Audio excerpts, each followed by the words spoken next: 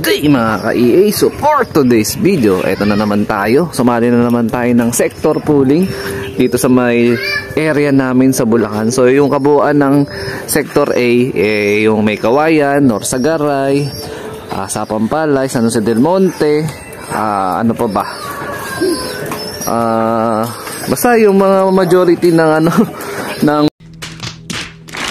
Bulacan ang sector A. So kami yung mga magkakabracket kumbaga para sa aming pooling. Ayan. So kagabi 110 yung pooling, guaranteed is 12.5, no? So yung first overall mamaya na possible na siswertihin o yung mga pinakamabilis is mananalo agad ng 5K. Guaranteed na yun. Ayan. So nung last time ng sector, nag-rank number 4 tayo. Check natin kung uubra pa yung swerte natin para sa ating sinalihan na pooling sa ngayon. Ayan. So naiwan dito yung dalawa pa nating pang south. Ayan, si Miss Kay sa kaliwa, si Takamura dito sa kanan. Sa Sabado na natin to ikakarga sa SJ. Balik SJ na naman ulit sila. 1 week ko silang pinagpahinga pagkatapos nung katanawaan na training last week, Sunday. Ayan. So nag-release yung club ng BBCM Combined TDFC dyan sa Lipa, Batangas. Ayan, 94 km air distance.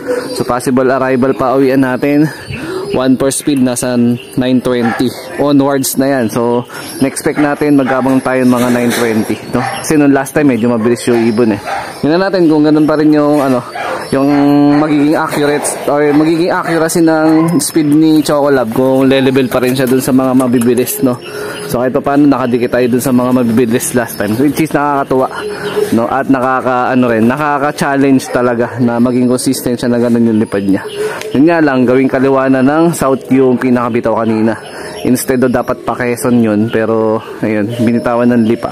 Pero itong darating na linggo parang matutuloy na ulit yung pa Quezon. Hindi ko lang sure kung saan banda, Chaong na ata.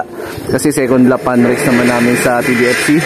Tapos pan race 1 ng BBCM. Ayan, susubok din tayo ng swerte natin. Pero dalawa na lang naman yung nililipad natin sa BBCM. Pag dalawa, sa MMFC Combine SJ, tapos TDFC Combine BBCM.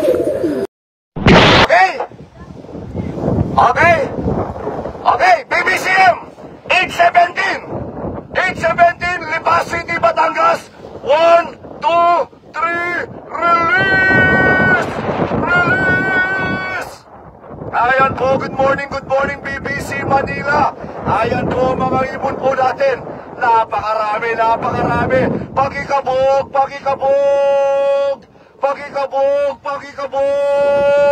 Ayan po sila, napakaraming ibon. Pakikabog. Ayan po, kaya na yan. Tutuloy na yan. Kayang-kaya na yan. Ayan po sila. Hindi po tumitigil lumabas sa mga ibon po natin. Ayan po, hindi tumitigil lumabas sa mga ibon po natin. Ayan po sila. Paul Santo Niño, masakit ba sa tenga? Ayan po mga ibon po natin. Ayan po. 75 years later. At syempre sa mga minutong yan na yung oras na padating na si Chocolab. So yung 9:29, yan yung saktong pagpatak ng 1-3 speed. Yan din yung mismong minuto na dumating siya. Ayan, so ilang segundo na lang inaantay ko dyan. At matatakanta na tayo mga kalapatids gawa ng sa nangyayari. Tapos yung katabing bahay ko nga, sakto Ayan, nataranta na tayo. Ayan, may nagagawa na nga ng bubong sa gilid. Kaya nung unang tangka niya na lumanding dun sa may kawad ng kuryente, lumagpas siya dun sa may kabilang unahan siya. Tapos ng mga panahon na yan, talagang grabe yung intense ng adrenaline ko dyan. Panay pitong hindi mo maintindihan. Tapos may pagkakataon na palanding na siya dyan. Ang problema, meron dyang lulusot na tawag nito, parang kulong-kulong. Ayan, dyan siya yung sa pangalawang na ilang. Lumipad na naman siya ng panibago, no? Hanggang sa hindi ko na siya matanaw, naglagay ako ng patoka. Sobrang taranta, sinilip-silip ko dyan sa pinakaibabaw ng kalsada. So di ko na siya napansin hanggang sa lumapit na ako sa pinakalop. Ayan, maya lang ng konti, lalapit na ako sa lop ko niyan. Gawa ng natataranta na nga rin ako kasi sayang yung kada segundo or kada minuto na hindi natin siya maipapasok. Pero normally naman talaga, once na lumanding siya sa kawad ng kuryente, segundo lang yung kakainin niyan, papasok na agad sa loob kasi kahit pa paano, na-training na natin siya sa sistemang ganon. Ayan, medyo natagal lang pala yung pagpunta ko sa loob kasi gawa ng alog nga ako ng alog. Ayan, nataranta na ako niyan, hinahanap ko na siya dyan kasi umikot pa siya ng 2 beses. Ayan, nabugaw siya dun sa may kolong-kolong. Tapos, ayan, lumanding na ulit siya dyan maya-maya. Ayan, nasisilip ko na siya dyan. Tapos pababa na rin ako. Ayan, ngayon yung oras na sakto, pababa na siya. Ayan, napaupo na tayo sa sobrang taranta. Ayan na, lalanding na si Chocolab. Sabay stick. Hanggang sa dumating na yung punto na naabutan ko siya dyan sa butas, parang na-stranded siya, naiilang. Dinakma ko na lang siya ng akma. Ayan, buti na lang, hindi natin siya nabawasan ng balahibo. Ayan. So ito yung panahon na nataranta na ako ng tuloy-tuloy. Gawa ng pati yung sa paglock, nagkamali na ako, nagkamali-mali na in-encode ko. Pero ganun pa man, kahit pa paano, nag-rank number 4 pa rin tayo sa panahon na yan. 1:58 ang naging natin. Naging speed ni Chocolab. Yan. Congrats pa rin kay Chocolab, babawi tayo sa linggo. Sana hindi magbago yung speed niya, no? Tingin ko ito naman yung pinaka-peak ng lipad niya. Pero hanggat kaya niyan lumipad ng 1-2 speed, sasalit tayo sa pooling, no? Susubok tayo.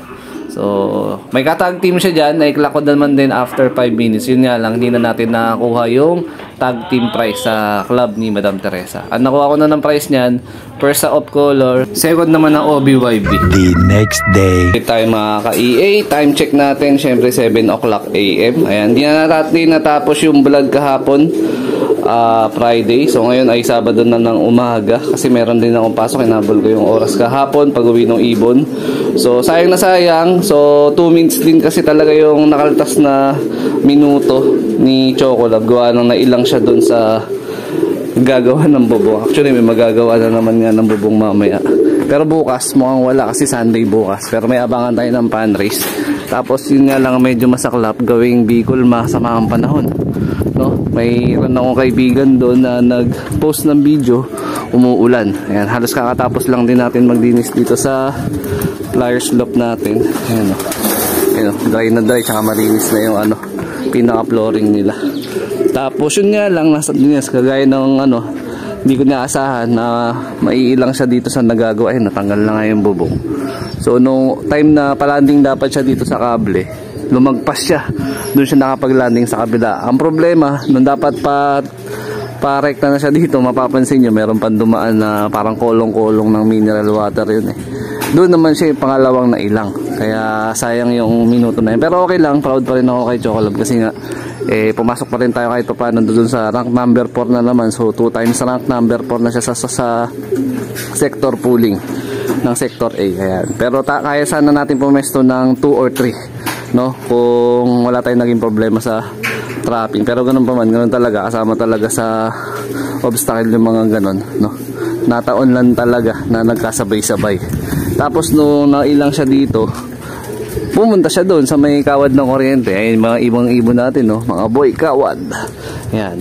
Tapos dyan siya, mga ilang segundo rin siya dyan. Tapos nagpaikot-ikot hanggang sa yun, tuloy na natin napatap, no? Napaupo pa nga ako dito sa pwesto na to eh. Kasi nga yun yung time na bumubulusok na siya dito. Tapos sa akto naman na medyo na stranded siya dun sa may butas. Dinakma ko na lang para at least maiklak na natin. Ayun, so nag 1,258 pa siya. Ayan. So nagiging mahihain sa ngayon si Chocolab. Ayan, congrats sa Chocolab. Ayan. So mamaya may karga na naman ulit sa PBCM training, tapos second lap ng pan race na TDFC ni Madam Teresa. So sana maging maganda yung panahon, gawa ng pagdating kasi ng Smashan, doon tayo nasisira, no, sa kanya. Yun yung weakness ni Chocolab, no. So masasabi ko siguro dahil nakakailang straight na tayo na multiple pooling winner, parang 4 times na. Pero 5 na yung record niya, 5 na multiple pooling winner, pero yung straight 4. Ayan, so bagong record sa atin yon dito sa EA Love TV pagdating sa pooling, kasi nga lagi nga tayong gulong, no. So hindi ko naman in-expect na magiging ganun yung quality ng lipad ni Chocolab, no. Siguro na taon lang na ito yung pinaka-peak ng kanyang lipad. So marahil dito ko na nga tatapusin yung video na to. Ayan, shoutout sa mga solid supporter natin dyan. Siyempre, wag kakalimutan mag-like, comment, and share at mag-subscribe. Maraming salamat sa lahat na nakaabang sa ating patuloy na pagbablog. Kahit mahina na yung views natin yan, tuloy-tuloy lang talaga kasi ito talaga yung passion natin eh. So ingat mga kalapatids, keep safe, God bless. Ayan, gagawa na tayo ng mekos-mekos niya. Kasi kargahan na naman mamaya. Ayun o.